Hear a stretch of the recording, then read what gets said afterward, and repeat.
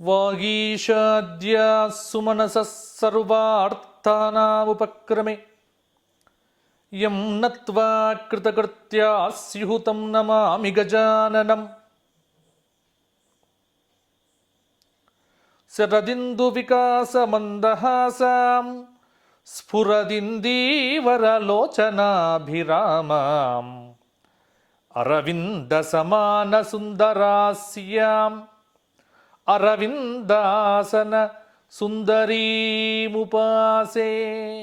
మీ అందరికీ నవరాత్ర ప్రారంభ అమ్మవారి యొక్క కరుణా కటాక్ష వీక్షణములు మీ అందరి మీద ఉండాలి అని ఆ తల్లిని ప్రార్థన చేస్తూ మీ అందరికీ నవరాత్ర వ్రత దీక్ష ఆరంభ శుభాకాంక్షలు తెలియచేస్తూ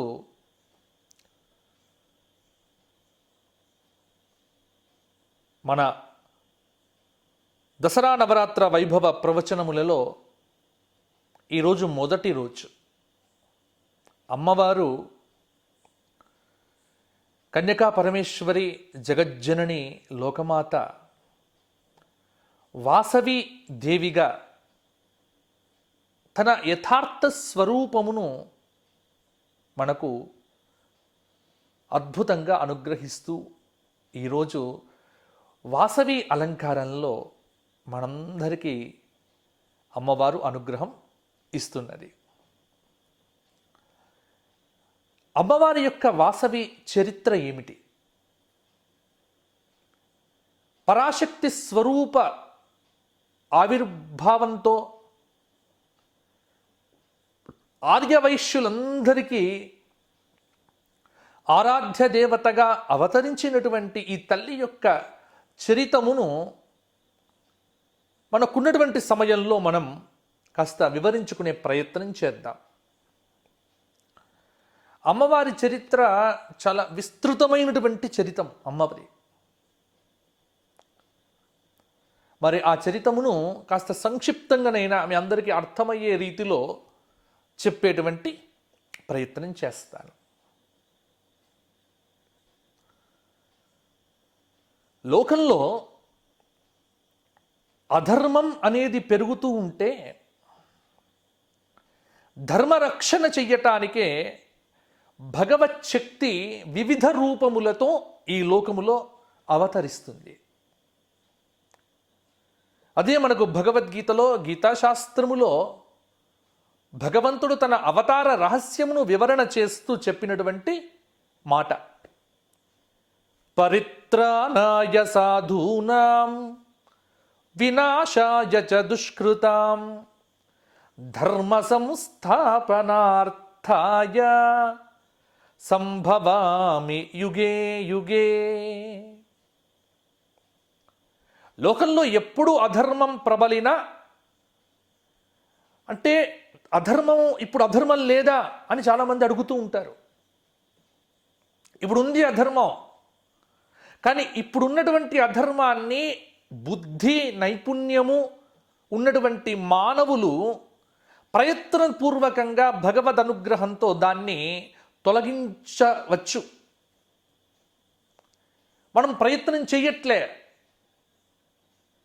మితిమీరిన అధర్మం పెరిగి మానవుల చేతుల్లో ఏదీ లేనప్పుడు నీవే తప్ప ఇతప్పరం బెరుగా అని ఆ దేవాది దేవుణ్ణి, ఆ పరాశక్తిని, పరమాత్మను ప్రార్థన చేస్తే అప్పుడు అవతరిస్తారు.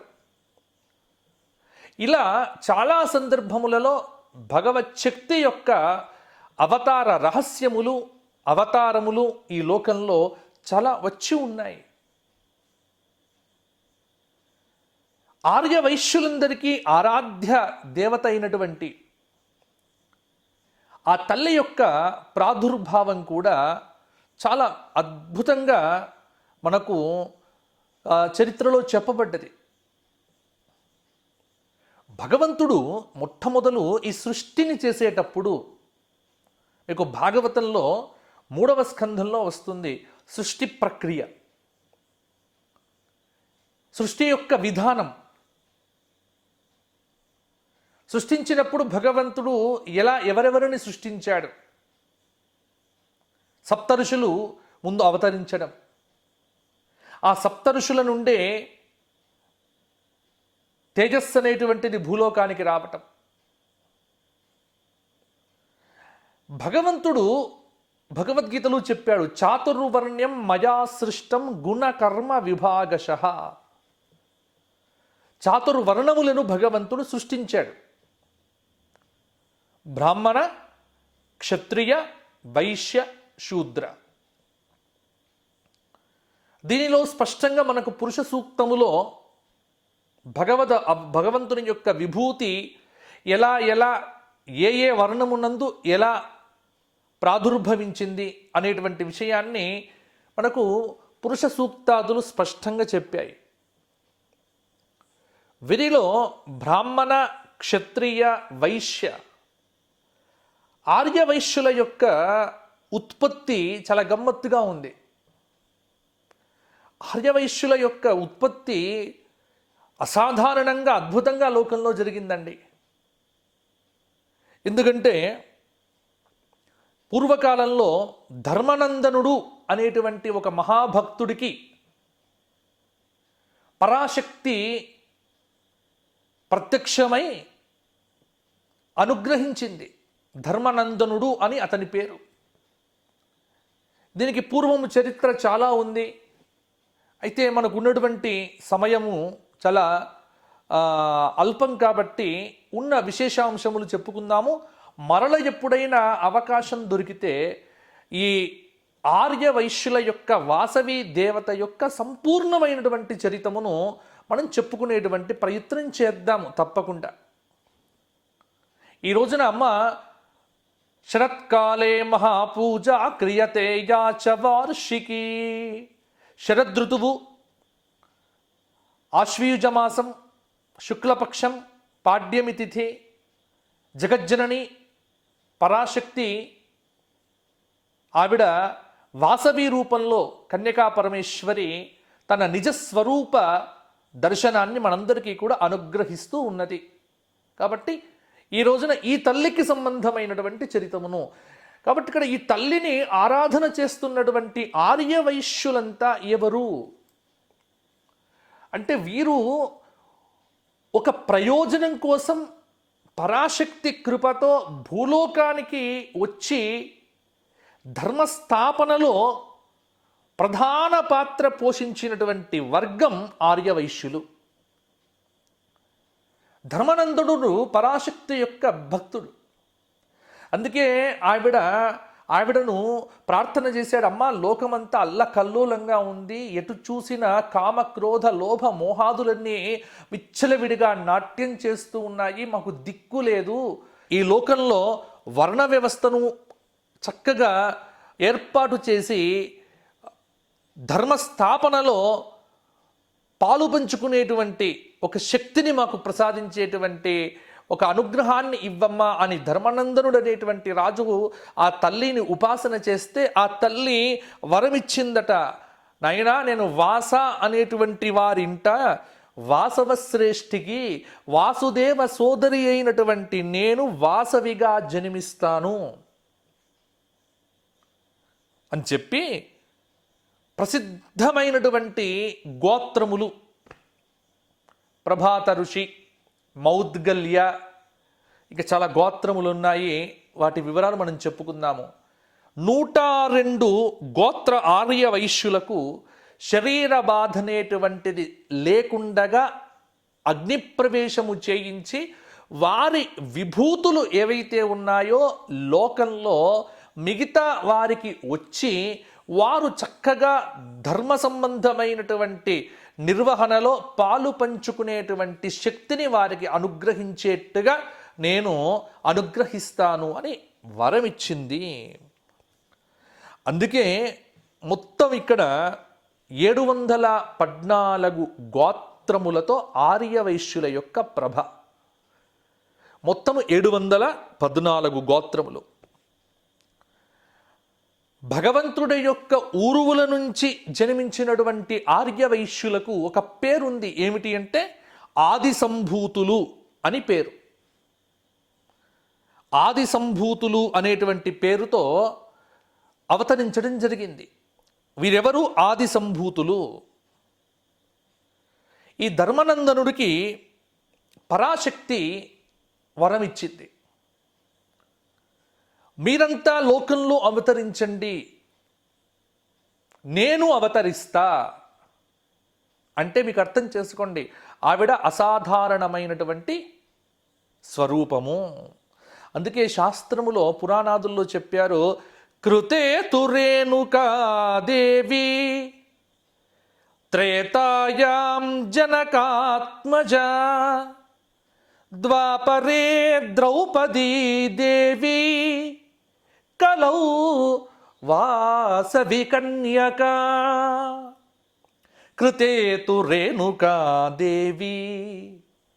కృతయుగంలో అమ్మ రేణుకాదేవి, ఈవిడనే ఎల్లమ్మ అంటారు, పెద్దమ్మ అంటారు, జగజ్జనని, లోకమాత, పరశురామాదులకు జన్మనిచ్చినటువంటి మహాశక్తి స్వరూపిణి రేణుకమ్మ. కృతయుగంలో మహాతపశక్తి సంపన్నురాలు. ఈవిడ అనుగ్రహం లేకపోతే పంటలు లేవు, ఈవిడ అనుగ్రహం లేకపోతే ఎల్లలు లేవు, ఈవిడ అనుగ్రహం లేకపోతే భూమి మీద సస్యాదులు లేవు. అందుకే కృతయుగంలో ఆ తల్లి రేణుకాదేవిగా. త్రేతాయాం జనకాత్మజ. త్రేతాయుగంలో ఆ తల్లే జనక మహారాజు ఇంట్లో ఆ జగజ్జనని సీతమ్మగా అవతరించింది. సీతమ్మగా అవతరించి శ్రీరామచంద్రమూర్తి యొక్క అర్ధాంగి అయి రావణాసురాది సంహారంలో ప్రధాన పాత్ర పోషించి మానవ ధర్మ కళ్యాణానికి కావలసినటువంటి సకలమైనటువంటి అనుగ్రహమును ఆ తల్లి రామచంద్రమూర్తి ద్వారా ఈ జగత్తుకు ఇచ్చి లోకంలో మానవ ధర్మ నిర్మాణం చేయటంలో ప్రధాన పాత్ర పోషించినటువంటి తల్లి సీతమ్మది. అందుకే ఆవిడ కూడా పరాశక్తి స్వరూపురాలు. అయోనిజ ఆవిడ కూడా. ఎందుకంటే జనక మహారాజుకు పెట్టెలో లభించింది. ఇక్కడ మీరు బాగా ఆలోచన చేస్తే లోక కళ్యాణం కోసం అవతరించేటువంటి పరాశక్తి యొక్క అంశాలన్నీ కూడా మానవుల యందు పుట్టినటువంటి స్వరూపములు కావు, అయోనిజలు. అయోనిజులు అంటే అర్థం ఏమిటి అంటే యోని నుండి పుడితే యోనిజులు. మానవ సంస్కారం ఉంటుంది వీళ్ళకు. అయోనిజ అంటే వీరు అగ్ని నుండి ఆవిర్భవించటం, అంటే పంచభూతములలో ఏదో ఒక శక్తిని ఆధారం చేసుకొని జగత్తు యందు అవతరించేటువంటి శక్తి స్వరూపాలు అయోనిజలు అని అర్థం. అందుకే చూడండి, జగన్మాత అయినటువంటి సీతమ్మ ఎక్కడ పుట్టింది? అథ లోకేశ్వరీ లక్ష్మీ జనకస్య పురేస్వతః శుభక్షేత్రే హలోత్ఖాతే తారేచ ఉత్తర ఫల్గునే అయోనిజ పద్మకర బాలార్క శతసన్నిభ సీతా ముఖోద్భవాత్ సీత అస్యైచ నామ అకరోత్. ఆవిడ ఒక పెట్టెలో లభించింది జనక మహారాజుకు యజ్ఞం కోసం భూమిని దున్నుతూ ఉంటే. అంటే పంచభూతములలో భూమి నుండి ఉద్భవించింది ఆవిడ. జలము నుండి ఉద్భవించింది ఒక శక్తి. అమ్మవారే పంచభూతములంటే గుర్తుపెట్టుకోండి. పంచభూతములు అని మీకు ఎక్కడ శబ్దం వచ్చినా అది పురుష శబ్దము కాదు, అంటే పురుషులది కాదు. మనం అనుకుంటాం వాయుదేవుడు, వరుణదేవుడు. కానీ వాయుదేవుడికి ప్రాణశక్తి ఇచ్చేది ఎవరు అంటే దేవీ భాగవతంలో మరల ఇక్కడ అమ్మవారి పేరు చెప్పారు.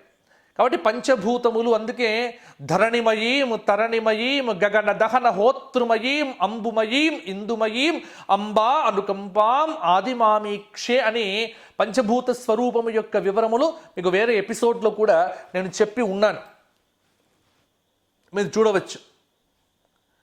అందుకే భూమి నుండి ఉద్భవించింది ఆవిడ.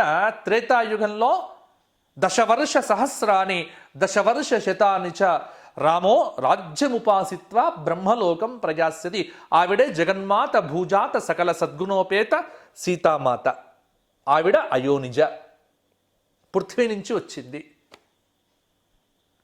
ద్వాపరే ద్రౌపదీదేవి. ద్వాపర యుగంలో అగ్ని సంభవ ద్రౌపది. ద్రౌపదీదేవి అగ్ని సంభవ. ఆ అద్భుతమైనటువంటి అగ్నిలో నుంచి ఆవిడ అవతరించింది. ద్రుపదుడు అనేటువంటి మహారాజుకు పుట్టినటువంటి శక్తి ద్రౌపది. ఆవిడ సోదరుడే దృష్టద్యుమ్నుడు. మహాభారతంలో ఈ ఆఖ్యానం వస్తుంది. అంటే అగ్ని సంభవ ద్రౌపది. సీతమ్మనేమో భూమి నుండి పుట్టింది. అగ్నిలో నుండి ఆవిర్భవించినటువంటి శక్తి ఆవిడది. అలాగే కుసుమాంబ కుసుమశ్రేష్ఠి అనేటువంటి దంపతులకు వాసవి అనేటువంటి పేరుతో జన్మనిచ్చి అవతారమిచ్చి, అందుకే ద్వాపరే ద్రౌపదీ దేవి కలౌ వాసవి కన్యక.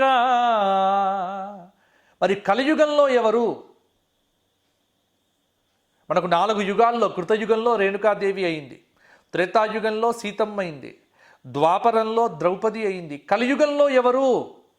అమ్మవారి యొక్క అవతారం ఏది కలియుగంలో అంటే ఎవరో కాదు, మీరందరూ అత్యంత భక్తి శ్రద్ధలతో ఆరాధించబడుతున్నటువంటి ఆర్య వైశ్యులకు మూల స్వరూపమైనటువంటి వాసవి కన్యకా పరమేశ్వరి దేవతయే కలియుగమునందు ప్రధానమైనటువంటి శక్త్యంశగా మనకు పురాణాదులు కీర్తించాయి.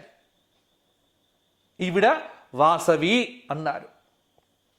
ఈవిడ చెప్పినటువంటి విధానం ఏమిటి అంటే, ఈవిడ ప్రబోధించినటువంటి విధానం ఏమిటి అంటే హింసారహిత వినూత్నమైనటువంటి రణ విధానం. ఎప్పుడు కూడా అహింసతో పోరాటం చేయటం. ఆర్యవైశ్యులకు హింస చేయటం అనేది లేదు. ఎందుకంటే వాసవీమాత చెప్పింది, బ్రాహ్మణులకు హింస లేదు, వైశ్యులకు హింస లేదు. హింసారహితమైన విధానాన్ని బ్రాహ్మణులు. హింస ఎవరు అంటే ధర్మార్థం, ధర్మం కోసం అవసరమైతే కత్తి పట్టేటువంటి అధికారం ఎవరికిచ్చారు? క్షత్రియుడికిచ్చారు. మంత్ర విధానమంతా కూడా, ఆలోచన విధానమంతా కూడా బ్రాహ్మణుడికి ఇచ్చారు. వీరికి కావలసినటువంటి సర్వ సంభారములన్నిటినీ కూడా, అంటే పోషించటానికి కావలసినటువంటి ఒక సంభారములతో కూడినటువంటి విధానమునంటే పోషకత్వ శక్తి ఏదైతే ఉన్నదో, డబ్బులు, అది వైశ్యులకు ఇచ్చారు. కృషిర్ గోరక్ష వాణిజ్యం, వ్యవసాయము కానీ, గోవులను సేవించటం కానీ, వ్యాపారము చేయటం కానీ, ఇది వైశ్యులకు మాత్రమే భగవంతుడు ఇచ్చినటువంటి అపురూపమైనటువంటి వరము. అందుకే హింసారహితమైనటువంటి అహింస అనే విధానాన్ని ఉపదేశం చేసింది వాసవీమాత. కాబట్టి ఇక్కడ ధర్మనందనుడికి అసలు ఈ 714 గోత్రీకుల ఆర్యవైశ్యుల యొక్క ఆవిర్భావం ఏదైతే ఉన్నదో, ఇది చాలా గమ్మత్తుగా ఉంటుంది కథ. వీరిలో 102 గోత్రములు, ఈరోజు మీరు అమ్మవారి వెనక అలంకారంగా ఉంటుంది చూసారా, 102 గోత్రములు ఉంటాయి. మీరు అలంకారంలో చూడవచ్చు, వాసవీమాత యొక్క అలంకారంలో 102 గోత్రములతో అలంకారము అని మీకు కనిపిస్తూ ఉన్నది. ఈ 102 గోత్రములు ఎవరు? ఈ 102 గోత్రముల యొక్క ఆర్యవైశ్యులకు శరీర బాధ లేకుండగా తనతో పాటు అగ్నిగుండములతో మోక్షాన్ని ప్రసాదించి వారిని తన పురమునకు తీసుకువెళ్ళినటువంటి తల్లి వాసవీమాత. అందుకే వీరిలో అంటే 714 మంది గోత్ర ఆర్యవైశ్యులలో 102ను తీసేయాలి. తీసేస్తే మిగిలినటువంటి గోత్ర వైశ్యులు ఎవరైతే ఉన్నారో వారు ఇవాళ లోకంలో ధర్మస్థాపనలో ప్రధానమైనటువంటి భాగస్వామ్యాన్ని వారు పొందుతూ ఉన్నారు. ఈ 714 మంది గోత్రీకులకు పరాశక్తి కొన్ని వస్తువులు ఇచ్చింది. మీరిగో వీటితోని ధర్మస్థాపన చేయండి అని.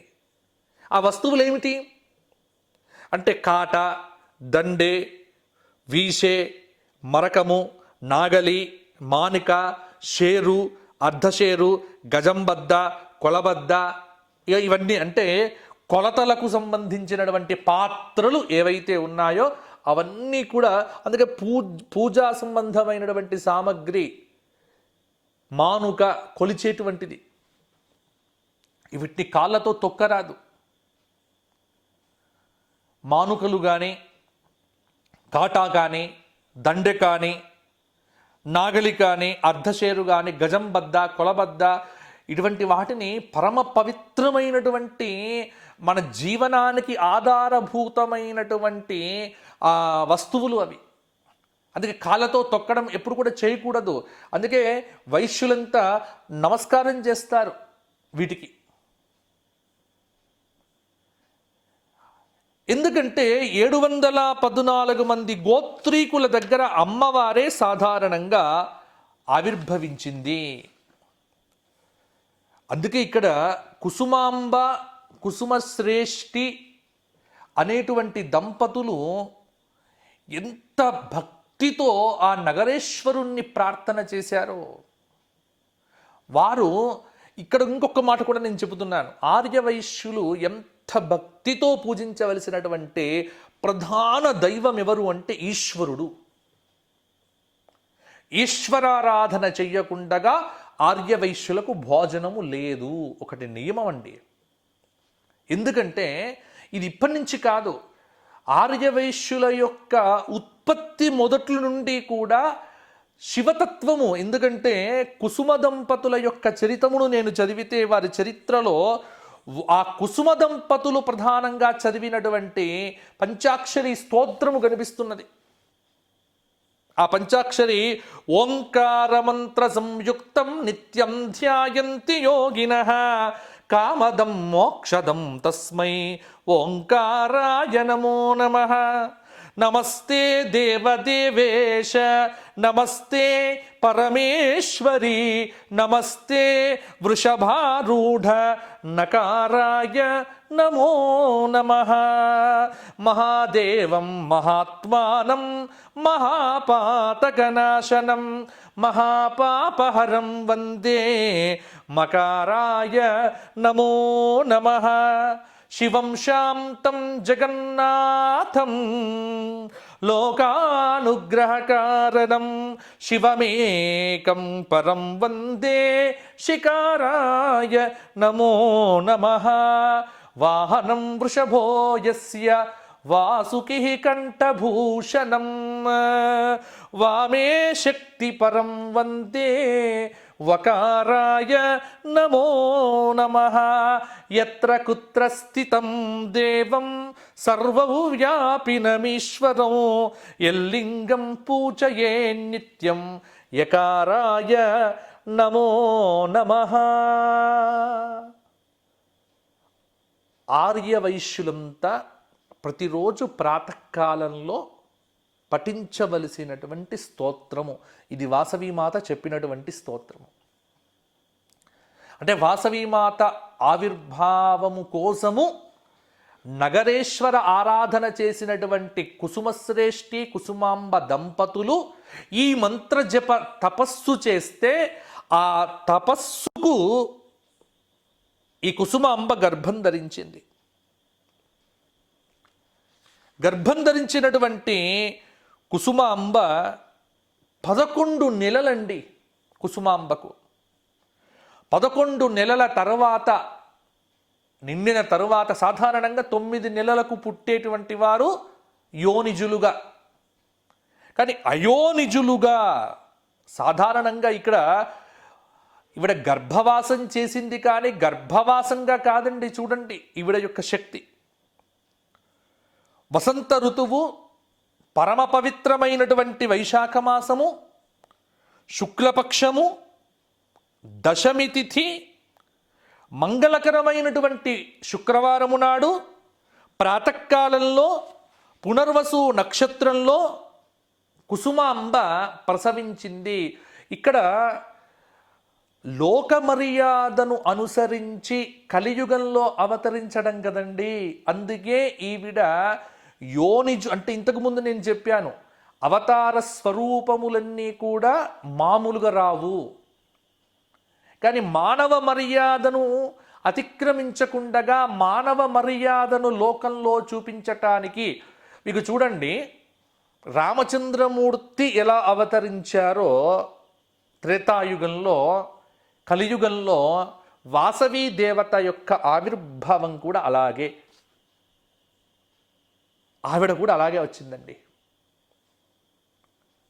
పుత్రకామేష్టి యాగము యొక్క అనుగ్రహముతో 11 నెలలు గర్భమున ఉండి ఆ తల్లి అద్భుతమైనటువంటి సంవత్సరం, ప్రభవనామ సంవత్సరము అన్నారు. మరి వసంత ఋతువులో రామచంద్రమూర్తి వసంత ఋతువులోనే ఆవిర్భవించారు. అలాగే పవిత్రమైనటువంటి వైశాఖ మాసము, రాముడు చైత్రమాసంలో వచ్చాడు.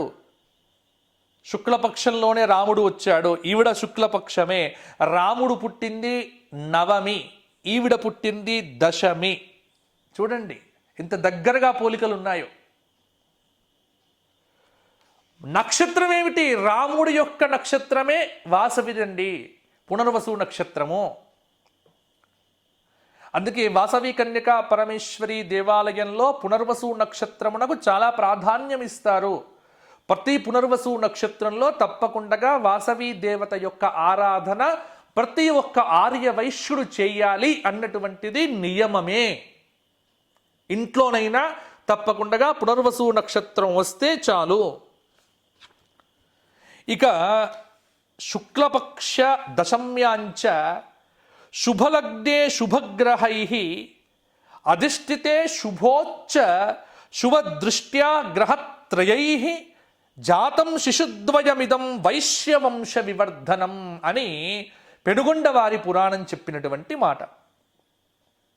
వైశాఖ మాసంలో శుక్లపక్షంలో దశమి తిథి నాడు పునర్వసు నక్షత్రంలో కవల బిడ్డలు 3 గ్రహములు శుభదృష్టి కలిగి ఉండటం ఉచ్చస్థితిలో అని చెప్పారు.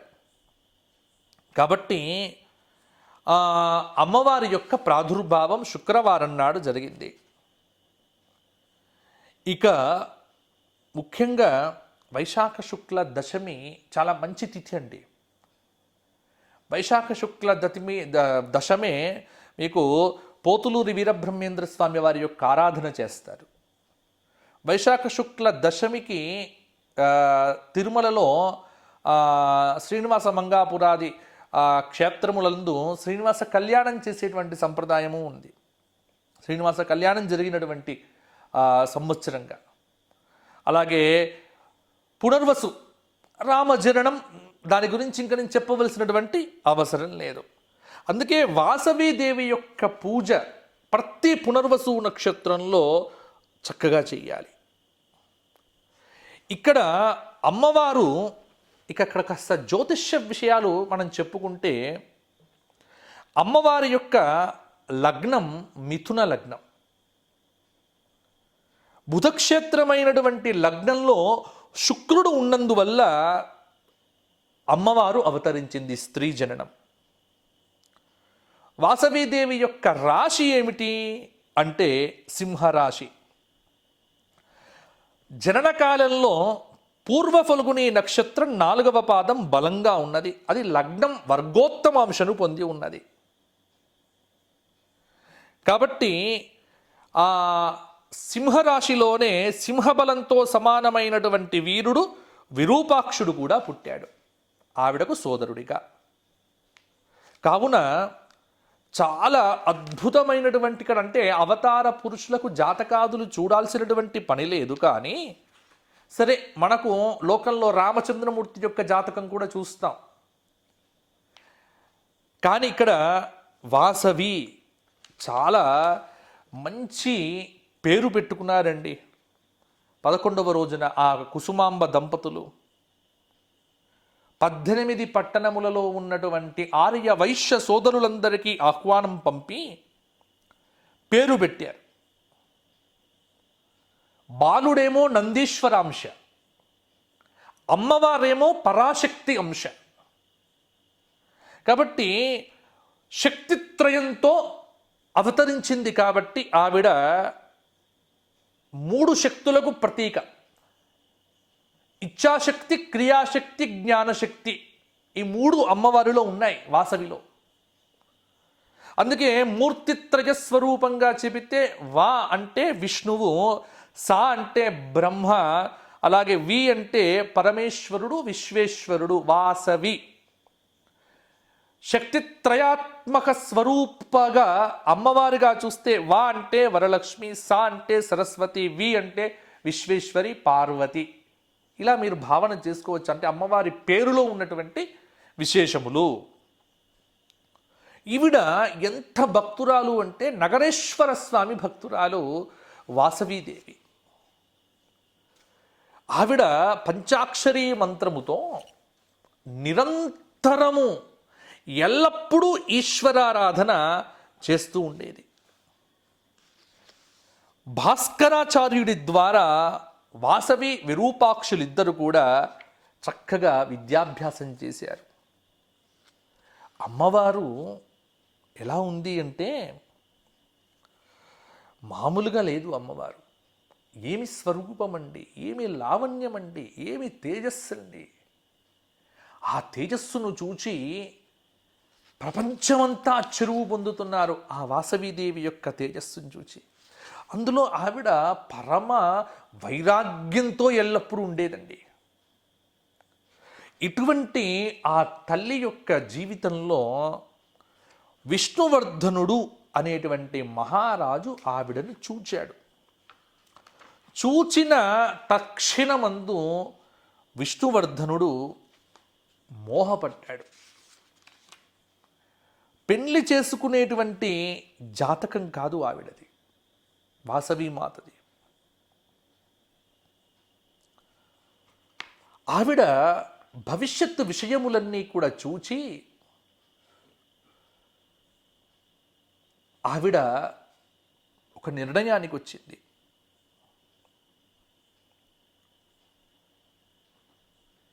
మాఘశుద్ధ విధియ నాడు 102 గోత్ర దంపతులతో అగ్నిప్రవేశమై నేను నా లోకానికి వెళ్ళిపోతా. మాఘశుద్ధ అష్టమి రోజున ఆ రాజు పెనుగొండ వస్తాడు. బతికి ఉన్న మీ అందరినీ మా గురించి అడుగుతాడు. మేమందరం విధియ రోజే అగ్నిప్రవేశం చేశారు అని చెప్తారు కదా. అప్పుడు ఆ రాజుకు కోపం వస్తుంది. మీరెందుకు అడ్డుపడలేదు వాసవీదేవి చేసుకున్నప్పుడు? అప్పుడు దుర్మార్గుడి చేతిలో మరణించటం కంటే నాతో పాటు వస్తే మీకు మోక్షప్రాప్తి కలుగుతుంది అని ఇలా ఒక నిర్ణయం చేసుకున్నారు. ఎందుకంటే రాజుకు ఎదురుగా వెళ్ళడం ఎందుకు అని. ఇక్కడే మరి మిగతా గోత్రీకులంతా ఎక్కడికి వెళ్ళారు అంటే చూడండి, కొద్దిమంది 612 గోత్రీకులు భారతదేశంలో ఉన్న అన్ని ప్రాంతాలకు వెళ్ళిపోయారు. అష్టదిక్కులకు వెళ్ళారు.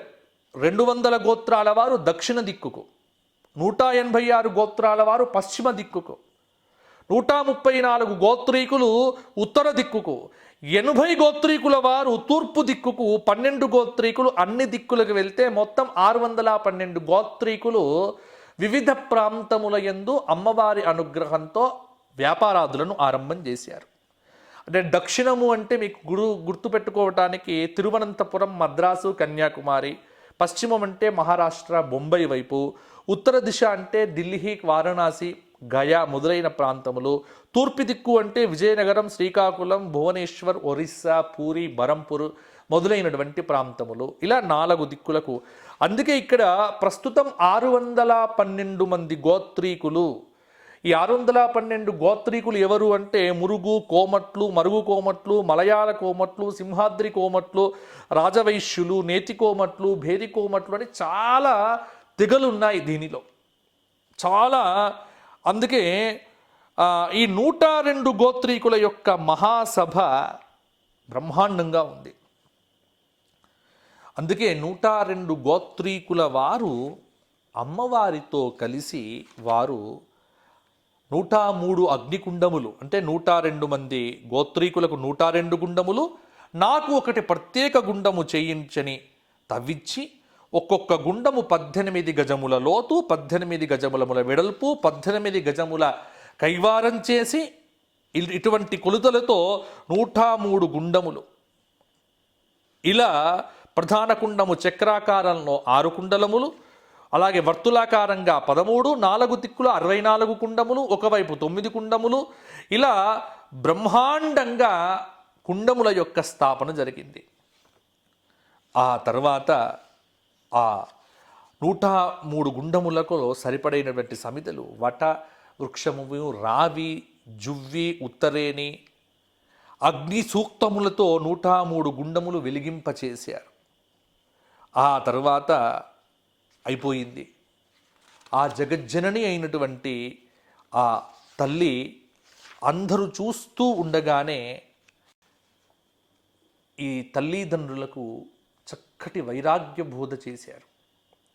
వాసవీమాత యొక్క బోధ ఏదైతే ఉన్నదో, తల్లిదండ్రులు ఏడుస్తూ ఉంటే ఆ కన్యకాంబ చెప్పి ఉంది. ఎంత చక్కటి బోధ అంటే భగవద్గీతలో ఏదైతే ఉంటుందో అదే మనకి ఇక్కడ కనిపిస్తుందండి వాసవీమాత చరిత్రలో. కావున జీవితం అస్థిరము. అలాగే 102 గోత్రీకులకు వాసవీదేవి వరం ఇచ్చింది. 101 గోత్రీకులకు సంతానము బాహుల్యంగా ఉన్నది కాబట్టి ఇక ఈ 102వ గోత్రీకులకు సంతానము లేదు కనుక ప్రతి శుభకార్యంలో ధనలక్ష్మి ధనదగుప్తలను తలుచుకొని సంధ్యావందనంలో ఈ దంపతులను వీరి గోత్రమైన ధనదశ లాభాల గోత్రాలను ఉచ్చరించాలి. పిండములు ఆబ్ధీకాదులు పెట్టినప్పుడు తప్పకుండా ధనలక్ష్మి వీరికి తర్పణాదులు విడవాలి. వ్యాపారం చేసేటప్పుడు ధనలక్ష్మి దేవ్యై నమః అని స్మరించి వ్యాపారం ప్రారంభం చెయ్యాలి. ఒకటికి బదులు లాభం అని ఉచ్చరించాలి. ఇలా ఆవిడ కొన్ని నియమాలు ఈ లోకానికి ఇచ్చింది. ఆ తర్వాత ధర్మోపదేశం చేసి, వాసవీమాత యొక్క ధర్మోపదేశములు ఏమిటి అంటే దీనుల ఎడ దయ చూపాలి, చిత్తమును వైరాగ్యముతో జయించాలి, హృదయమునందు కామక్రోధ లోభ మోహాదులను కూడా రానివ్వకుండా ఉండాలి. విషయాసక్తికి అనేటువంటిది బంధానికి కారణమవుతుంది కాబట్టి విషయముల యందు ఆసక్తి ఉండకూడదు. జీవితంలో ఒక్క మంచి పనైనా చేసి ఆచంద్రార్కము కీర్తి గణించి ధన్యత పొందాలి. ధర్మాపేక్షలో ఎప్పుడూ గోవును సేవించాలి, బ్రాహ్మణ ఆరాధన చెయ్యాలి. అలాగే తప్పకుండా వైశ్యులకు కృషి, గోరక్ష, వాణిజ్యములు, హక్కు కలిగినటువంటి వృత్తులు, స్వధర్మములు వీటిని వదిలిపెట్టకూడదు అని ఒక విశేషమైనటువంటి ధర్మాన్ని చెప్పింది ఆ తల్లి. ఆ తర్వాత 102 అగ్నిగుండములలో ఈ 102 మంది, వీటికి ఇక్కడ గోత్రాలు కూడా ఉన్నాయి. మీరు ఇవాళ అమ్మవారి యొక్క అలంకారం చూశారు కదండి. ఈ అమ్మవారి మీద ఉన్నటువంటి ఆ పవిత్రమైనటువంటి గోత్రములన్నీ కూడా స్మరించతగినటువంటి గోత్రములు. పెళ్ళికుల ప్రభాతస, నాభిల్ల మౌద్గల్యస, ఎలిషెట్ల ఆత్రేయ, వక్కాకుల వాయువ్య, కోటకుల కన్వాయ, గోపకుల గోపకస, ఉపమన్య వామదేవస, ఇలా వస్తాయండి. వీటిలో పేర్లు కూడా ఉన్నాయి. అవన్నీ పేర్లు ఇక్కడ చెప్పడం మనకు ఇప్పుడు కుదరదు కాబట్టి ఆ 102 మంది పుణ్య దంపతులు వాసవీమాతతో కలిసి చక్కగా వారు అగ్నిప్రవేశం చేశారు. వాసవీదేవి విశ్వరూపం చూపించింది. బంగారు ఛాయతో వెలుగుచున్నటువంటి వాసవి కొంగు నడుమునకు బిగగట్టి గుండమునకు 3 సార్లు ప్రదక్షిణం చేసి అగ్నిదేవుడికి నమస్కారం చేసి ఉగ్రముతో విష్ణువర్ధన వాసవి కన్యతో ఆర్యవైశ్యులు అగ్నిప్రవేశమయ్యిరి అనే వార్త ఎప్పుడు వింటావో అప్పుడే నీ శిరస్సు సహస్ర వర్కలవుతుంది అని శాపమిచ్చింది.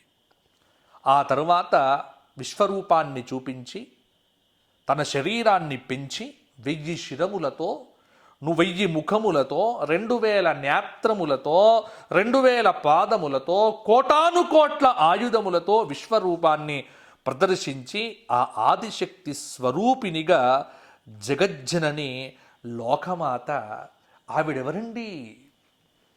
ఇప్పుడు మీరు చూస్తారు, దక్షయజ్ఞంలో సతీదేవి అగ్నిని పిలిపించుకుంది.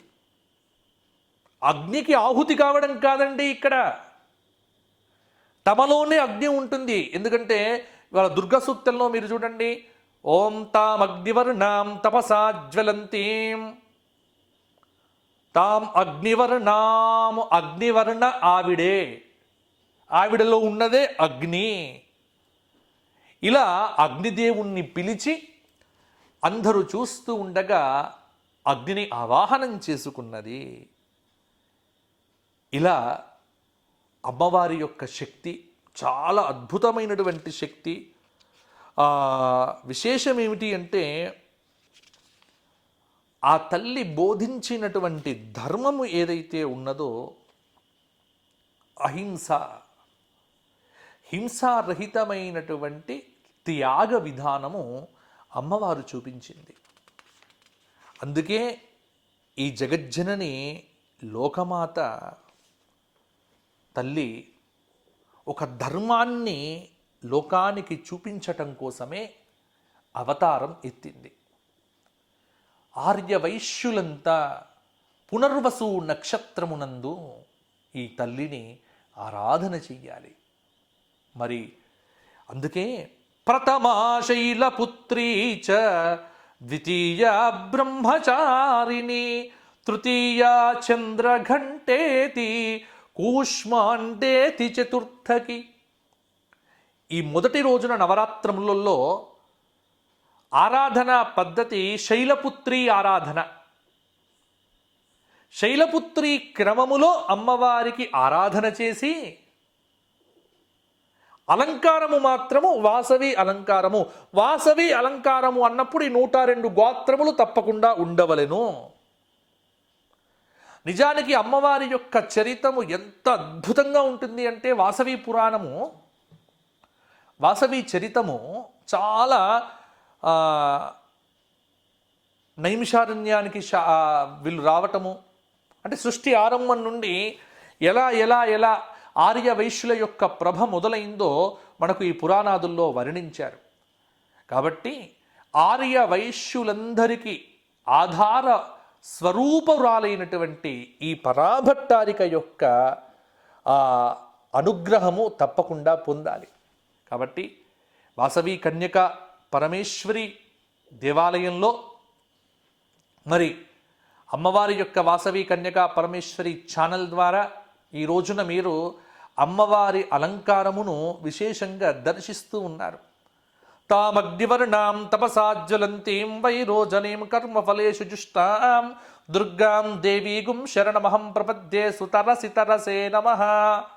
అగ్నిస్వరూపిణి ద్రౌపది అగ్ని నుండి ఆవిర్భవిస్తే ఈవిడ అగ్నిలో అంతర్ధానమైంది.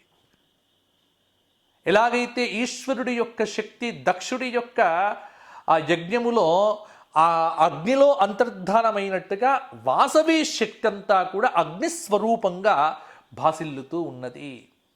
కావున అమ్మ యొక్క చరితమును ఎవరైతే ఈ రోజున స్మరిస్తారో ప్రతి పునర్వసు నక్షత్రం వచ్చినప్పుడు వాసవీమాత యొక్క ఆరాధన మీ ఇంట్లో తప్పకుండా చెయ్యండి.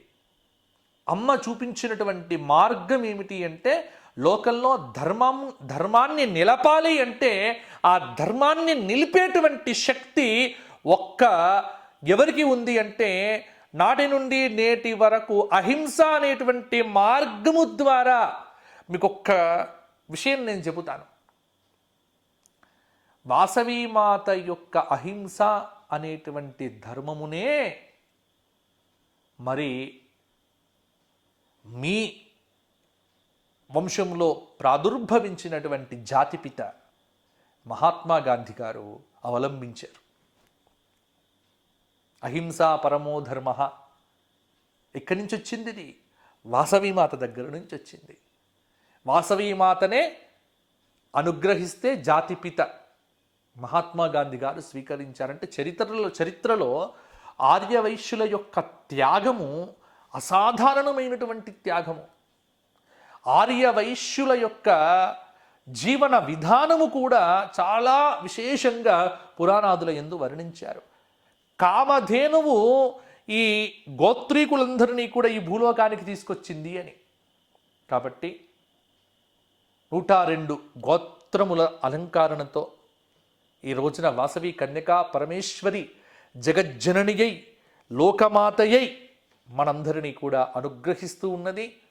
మరలా ఇదే ఛానల్ ద్వారా ఎప్పుడైనా సంపూర్ణంగా వాసవి కన్యకా పరమేశ్వరి చరితమును చెప్పుకునే ప్రయత్నము చేద్దాము. అమ్మవారి జయంతి విషయం వచ్చినప్పుడు నేను అంటే ఈ రోజున మనకున్నటువంటి సమయము స్వల్పమైనది కాబట్టి ఆవిడ చరిత్రలో ముఖ్యమైనటువంటి అంశములు మాత్రమే మీకు వివరించడం జరిగింది.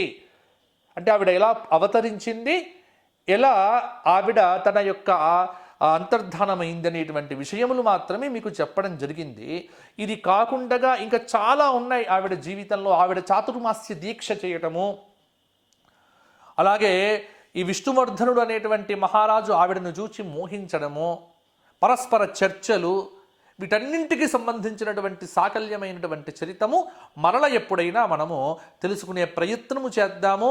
ఈరోజు నవరాత్రములలో మొదటి రోజు మరి వాసవి కన్యకా పరమేశ్వరి బొంబై దేవస్థానం వారు, మాటుంగా దేవస్థానం వారు ఇలా ఇంటర్నెట్ ద్వారా, ఎందుకంటే ప్రస్తుతం కోవిడ్ మహమ్మారి వ్యాప్తమవుతున్నటువంటి ఈ తరుణంలో మీ అందరి కోసము అమ్మవారిని స్మరింప చెయ్యాలి అని నన్ను వారు అడగటము, సరే ఈ మాధ్యమం ద్వారా, ఈ టీవీ మాధ్యమం ద్వారా మిమ్మల్ందరినీ ఇలా కలుసుకొని అమ్మవారి యొక్క స్మరణ చేసుకునేటువంటి అవకాశాన్ని నేను పొందటము నాకు చాలా ఆనందంగా ఉంది. కాబట్టి ఆ వాసవి కన్యక పరమేశ్వరి యొక్క పరిపూర్ణమైనటువంటి కృప మీ అందరి మీద వర్ధిల్లాలి అని కోరుకుంటూ, బొంబై ఆర్యవైశ్య సంఘం దసరా నవరాత్ర వైభవ ప్రవచనములు ఈరోజు మొదటి రోజు. మనం వాసవీమాత యొక్క విశేషాంశములు చెప్పుకున్నాం. మరి రేపటి రోజున అమ్మవారి యొక్క గాయత్రి అలంకార వైభవం, ఆ గాయత్రి అలంకార వైభవాన్ని నేను మీకు రేపటి రోజున ఇదే సమయానికి చెబుతాను. అలా నవరాత్ర విధానంలో ఒక్కొక్క రోజున ఒక్కొక్క అవతార వైశిష్ట్యమును మనం తెలుసుకొని ఆ తల్లి యొక్క కృపకు పాత్రులమవుదాము. మీ అందరికీ ఈ టీవీ మాధ్యమం ద్వారా చూస్తున్నటువంటి ఆర్య వైశ్య భక్తులందరికీ, భక్త శ్రేష్ఠులందరికీ నేను మీ అందరి పక్షమున అమ్మవారి ప్రార్థన చేస్తూ, వారి వచ్చే సంవత్సరం ఇంతకంటే వైభవంగా, ప్రత్యక్షంగా, ఎటువంటి వ్యాధులు లేకుండా ప్రశాంతమైనటువంటి విధానంలో నవరాత్ర వ్రతం అనేటువంటిది చక్కగా చేసు